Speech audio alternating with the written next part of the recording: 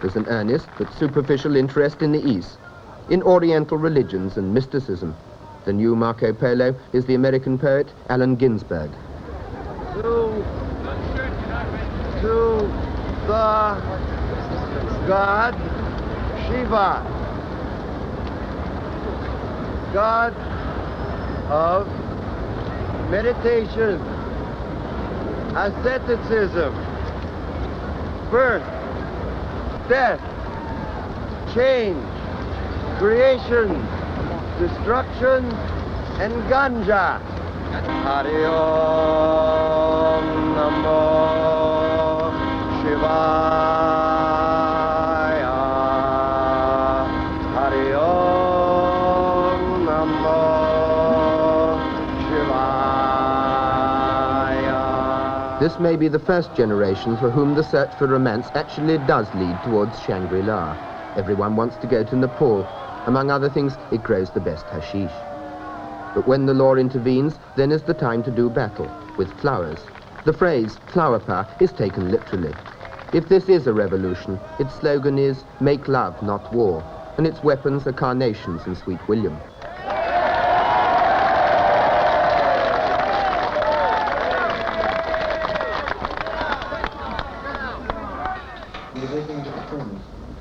There is a movement newspaper, the International Times, with an office papered with curious posters. It sells over 20,000 copies here and in the United States. I'd like to see a society which is established on different forms and different values to that which society is based on now. A society... Does this come from just from a generation thing? Could this only be felt by somebody of your age, or approximately your age? No, not at all. There are many, many people feeling and writing this way. There always have been. I mean, this is not something that suddenly manifested out of nothing. Perhaps all revolutions were based on this, but all revolutions in the past have been violent. We now realize that this is a general thing, this is an international thing, and we can wait, and we will wait, and we will achieve our ends. The hippie movement might have been ignored, like their predecessors, the beatniks, but for one thing, the drugs issue, and their belief that there should be freedom for those who want to take the so-called soft, consciousness-expanding drugs. It's the only thing on which hippie slogans are specific rather than general. We've just been told by the fuzz that we can't use our loudspeaking equipment. You don't need to worry about that, because this is not a rally, it's a picnic. And we're not going to have lots of speeches. We're going to have lots of poets and lots of musicians. On drugs, generalities are hardened into a direct conflict with the law. It's the one issue on which hippies are combined, but also on which society combines most solidly against their belief in free expression. The police won't let us use the microphones because they don't want you to hear what we're saying. They don't want you to know what your rights are when you're arrested. You have to get permission from the Ministry of War.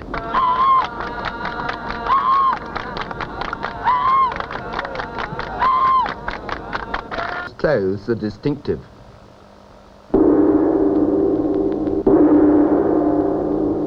But is their unconventionality only a uniform as conventional as any other? Is their individualism just a subtler form of fashion? Why do you wear the clothes you do? Because I like pretending. Pretending what? Well, if I'm dressed like this, I think I'm a fairy princess, but sometimes I think I'm a turn-up kid or cowboy, something like that, you know. What do you mean by a beautiful being? This, feeling beautiful, or being good, or being what? What do you mean by projecting beauty? What you feel beautiful. I mean, I feel beautiful most of the time anyway. So do a lot of my friends. I realize not everybody does. That's why they have to groove around in sort of black and white. And that's the whole of their lives. That's their whole scene, black and white, you know. Well, I like to remain aloof, really, and in dressing up in a sort of pretty and sexy and beautiful way. I hope that people react to me in a sort of happy way rather than getting personally involved with any sort of hang-ups I might have. And forgotten, honestly, entirely what I was trying to think about. But are you consciously making yourself pretty when you dress? I think you're dressed very prettily, but are you trying to be pretty? Yes, and mainly sexy. There's less real dropping out of society in Britain than in America. Britain is still a more integrated society, and its hippies come from every class. Some drop out for the weekend to stately homes. Do you think that people, that you, the same as everybody else walking around greyly in the streets as you might regard them, just the same people with a lot of gear on top, are you different? Mark? I hope so, certainly. In what way are you different? Different from them, who I turned on and stuff, and they're not. Christopher, what sort of society do you see, or would you like to see us living in, when people who feel like you have got as far as they're going to get? Well, I'd like to see a society where politicians got on with making things as easy, convenient, comfortable and delightful for everyone. Firstly, and did not worry their little heads with trying to dictate our consciences for us. Well, I think there'll be very radical changes. There are a lot of people challenging that this is, in America especially, dropping out of a very materialistic society and refusing to have anything to do with it, refusing to support any political cause or party, just finding out about themselves. What about drugs? Because the one thing that unites the parental generation, if I can call it that, is the question of drugs. And it seems to be one thing that unites the hippie world, is the question of drugs also. Are drugs essential as an element of this society and of this enlightenment? I think, again, it's an evolutionary thing, that man has developed a chemical which can, like LSD, which can expand his consciousness. And this is, this is an evolutionary thing. Man, through science, has evolved something which will lead him on to greater heights. What you're looking for, is it a transcendental, a heightened state? Is it a heightened state? We don't look for it. It is what existing is a heightened state. It's what they're doing, all those people, what they've always done is live in a state which isn't a heightened state. They've dialed themselves down by silly carryings on. For there to be peace in the whole world, there must be peace in each individual person, and that's why they're searching hard inside. And perhaps when you are searching hard inside, you certainly appear different to those who aren't. But is flower power, are these ideas really important? Isn't it more important how these people live, their interest in pop, in things visual, in the present? Sue, do you find it difficult to make contact with the older generation, with your parents? Can you explain yourself at all, what you're about? Yes, it's much more difficult actually with your parents. You said the older generation, it's much more difficult with your own parents than with somebody who's not involved with you, because they don't have this fantasy about you that your parents have. They can see you much more clearly. Do you ever try and convert the elder generation? Do you think there's any point in trying to make them see your way? Not really. Why not? Well, because they can only see their way. They can't see our way as well. It seems to me that people consume things, and this, the whole of life is now consumption, that people do this in their personal relationships and love affairs too. Do you think that this is what happens? I think now that people aren't sort of bound by things like marriage, you get much more sort of real relationships with people. People don't have this incredible possession thing about each other.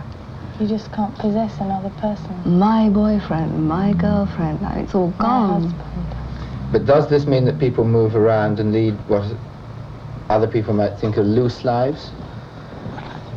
No, I don't think so. Do you? No, not at all. But if nothing is permanent and nobody possesses anybody, what does it mean? It means you have purely sexual affairs with people? Can you still love people? No. Wow. No, that's ridiculous. I mean, you could have an affair with somebody that could I mean, you can't tell how long it's going to go on. But just let it go the way it goes. But is anything ever permanent? You can't tell, can you? Does the same thing apply to everything you do, that it's all living in the present? Yes. Can you develop that at all as an idea? The attitude to the present, as opposed to the old constancies that people used to have in their lives? Well, the present is the only thing you're sure of. And it's just sort of constantly changing back into the past, and the future doesn't really exist. You've just got to be. I mean, the present doesn't exist either. Now, if you've got a child. Yes. And are you happy for your child just to be as it grows up too? Oh, yes. I want her to. And there's nothing particular you want for the child? I want her to be happy. If I were your mother and you come to me and I was remonstrating with something you'd done, is there any point in you trying to get across to me how you feel? I used to think there was, but I found that it just upset them, and I can't see the point in upsetting them all the time. You think that drugs are helping the younger generation to discover what life is about? Oh, yes, definitely. In what way? They make you become much less aware of your ego and sort of, you know, yourself, your possessions. You're this, you're that, and you become much more aware that you're a part of a whole. You're not just a sort of entity on your own. And you can live much more easily with people once you're not sort of bothered about what's theirs and what's yours.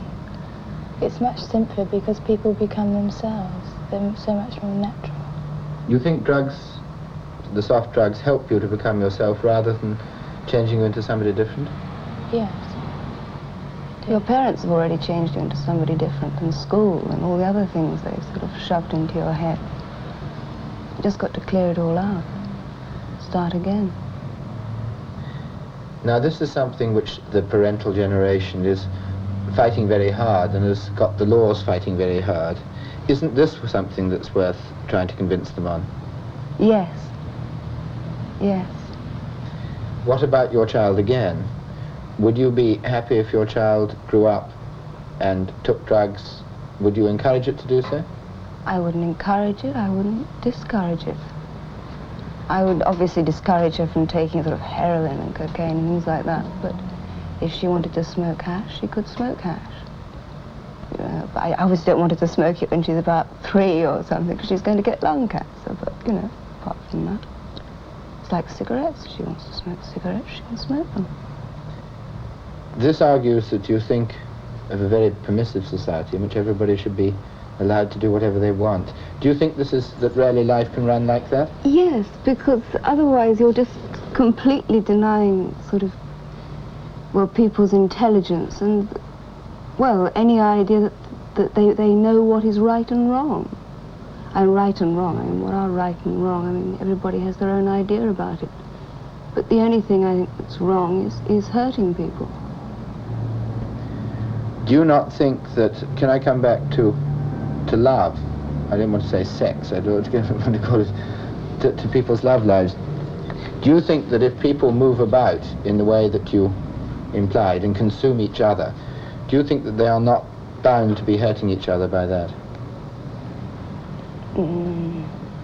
No, because they have the same attitudes. What do you think?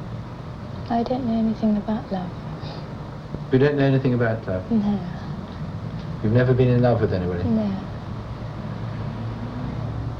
Well, when you are in love with somebody, don't you hope it'll go on forever? I don't think I could ever love anybody for long enough to go on forever. There's so many people to love. I mean, you can't just love exclusively one person and love them. But when you get, you're both beautiful and young girls. When you get older, isn't it a rather grim prospect? When here you are, colourful and young, and you look at the grey people who you can't break through to, the older generation. But when you're the older generation, don't you begin to want some permanences? You're assuming that all we are is the clothes we wear and the way we look. I mean, that's the least important thing about any of us.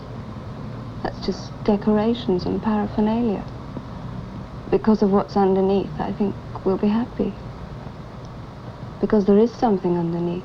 We don't need a convention of clothes, a convention of anything. It's all changing. Because the underneath is constant. And what sort of world do you think this is going to produce? Very beautiful world. Very beautiful world. Paradise. You're a digger. What are you doing? I do. What do you mean? I do. I make love. I bring food to starving spades out there in Newark, and that's what I'm doing here tonight. And we're going to have a bee in there, and I make love. I can really tell you about my new religion we're working on. Tell me about your new religion. It's the True Light Beavers. Can you all see it? He's number 7. He's beautiful. True Light Beavers have 2 tenets. One is that God is the absence of garbage. I thought it was a baseball team. Well, we're working on that. Well, I wish these guys could explain what they're about more. I think it's kind of a put-on, basically. You know, if you got something that you're trying to say, I wish you could say it. See, hippies were created by the press. I mean, it was created from outside. It was a thing masked by the media, right? A love thing, a white thing, like the Spade said. It's a white thing. I'm not a hippie. Hippies are fags. Sorry about that. What's so different about what you see under this long hair than what you see behind one of the cameras, who are groovy guys? Like, I played baseball. I'm a Boy Scout. My father was a Scoutmaster. This is a riff, man. You know, it really is. I'm wearing my hair long because somebody else is, and I want to please them, right? Like Brian Epstein, who started this long hair in England, man. For us, I'm talking about for us in America. He brought John, Paul, Ringo, and George, right over here, and I picked up on it because everybody else picked up on it, and that's the only reason I'm doing it. And this is a game. I'm having fun. They're alienated from a lot of the things in American society, but they're very American too, like you just said. You know, it's sort of the Boy Scout movement only one step ahead. It's togetherness in McCall's magazine only in a group. Who's stoned? Anybody in here stoned? Stone, yeah. I'm stoned, man. Stone. Who else is stoned? Stoned is stoned. All right, well, okay, maybe we found a common denominator amongst hippies, whether you call it a movement or not, and that's drugs. Okay. Free. Everything's free. Everything's free. I mean, I think we stand for the destruction of property. What will come out of the destruction of property? That's pure Karl Marx. Are you communist? Well, am I communist? I don't know. See, I guess in a way I am, because we were standing in Harvard Square passing out poems, and some cat come up and call us a communist and punch us all in the mouth. So I guess I am a communist too, right? This medium destroyed the use of the word. I can't tell my girl I love her anymore because, like, she's seen that in 500 John Wayne movies, man. You know, I love you, Sinatra. Right, well, we're into another thing now. We're into a semantic thing. What I'm saying is, you can't use the word. It's so commercial now, man. Like, it was blipping on the screen, and you know, that's cool. That's a graphic thing, but it's going down too much now. Like, that's what they're arguing about. Like, what does it mean? It doesn't have a meaning anymore. Well, we've finally come down to a kind of equilibrium. That's all we've got time for tonight. Join us next week. Join us next week at 9 o'clock. I don't really know what the show's about. It's a bit chaotic, but join us then. Good night. So that was pretty amazing television. I don't think something like that ever ran again. Now, it got yanked off the air 1 week. Gone. No more David Silver. In fact, everything like it was gone. We all thought it was because there was a sequence that he ran with his professor, Howard Zinn, a real lefty, who made a statement about Vietnam that was, America did it, America kills children, America's horrible. And at the end of that statement, David Silver says, I completely agree. That ought to have gotten him off the air. You could go so far during a war to attack America, but I don't think anybody was too comfortable in television with putting that on. But that isn't what removed David Silver. What removed David Silver was Nancy Sinatra. These boots are made for walking, tough, you know, her boots and everything. She's Nancy Sinatra. She's in all the hot pop shows. And David Silver makes a remark about her.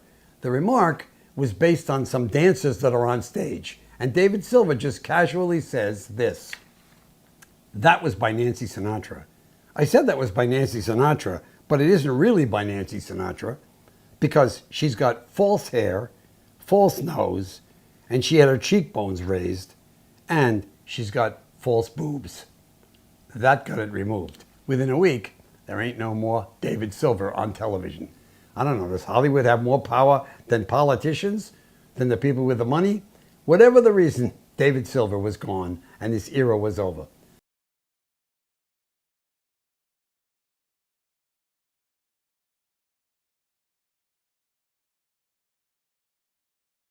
That's essentially what we're going to do is throw a lot of banana peels around Chicago and have the machine stumble. And when it stumbles, it gets into a policy of overkill, and it starts to devour itself. So the cops are going to turn on themselves? Or they'll at least, How do you get they'll be enough time? fighting. They'll be fighting other people in power. See, in Grand Central Station, they weren't just clubbing us long hairs. You see, they started to take on commuters, you know, and people coming home from the opera, and mayor's officials who were wandering around, and FBI agents who were there in secret, disguised as hippies. They're all getting clubbed just like us.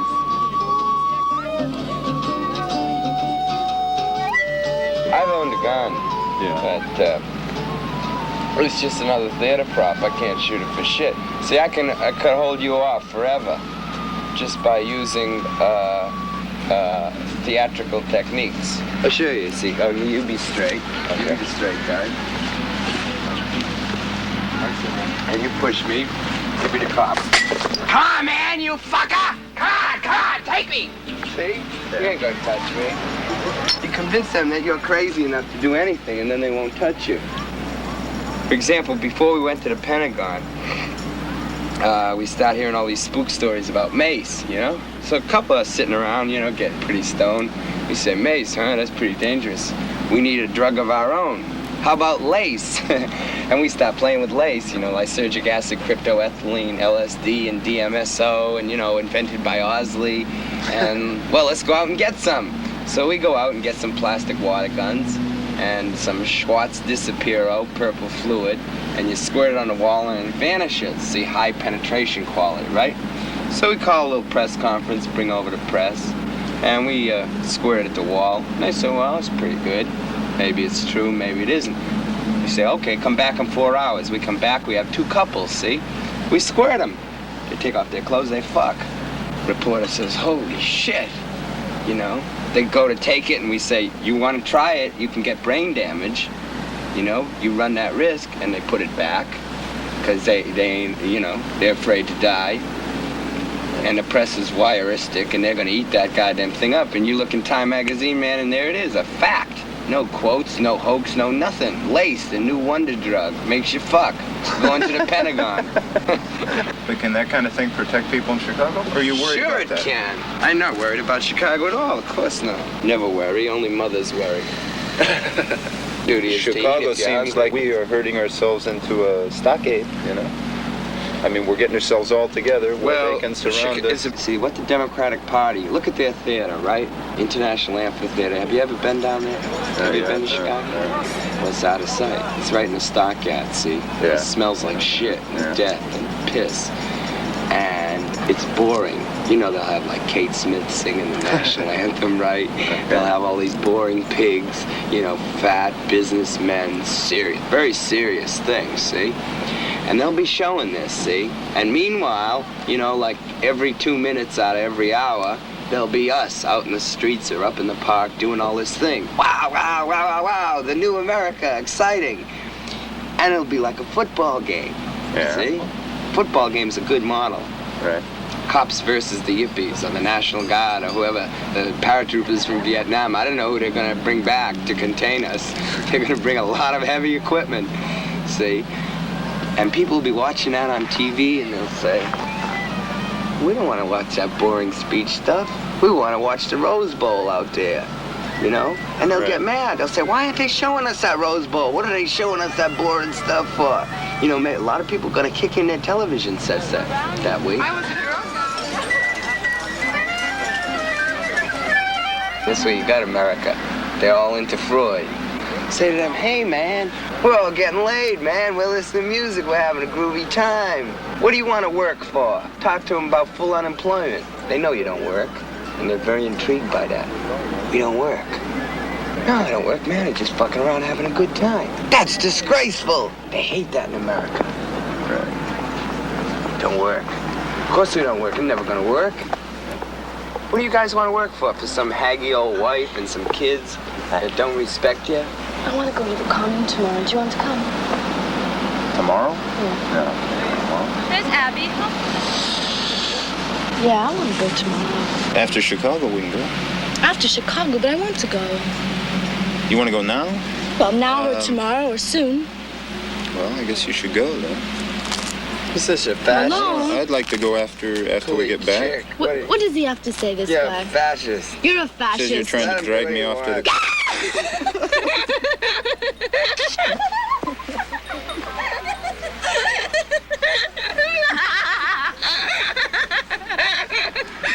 Come to the commune? Come to the commune. Come to Chicago. Jesus. Come to Chicago. Come to the commune! Each take a half. Just each take a half. Come to mess with me. You go to the commune. You come to Chicago. Come to the commune.